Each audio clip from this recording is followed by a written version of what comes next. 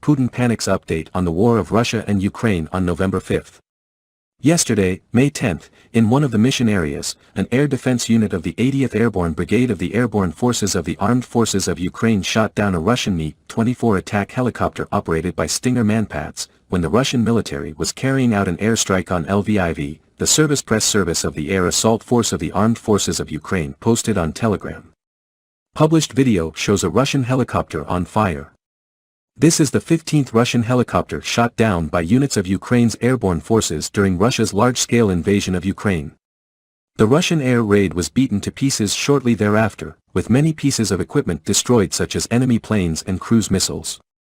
As reported, from February 24 to May 11, the armed forces of Ukraine eliminated about 26,350 Russian troops and destroyed 1,187 tanks, 2,856 armored vehicles, 528 artillery systems, 185 MLRSs, 87 systems air defense systems, 199 aircraft, 160 helicopters, 390 operational and tactical UAVs, 94 cruise missiles, 12 ships/boats, 1,997 vehicles and fuel tanks, 41 special equipment units.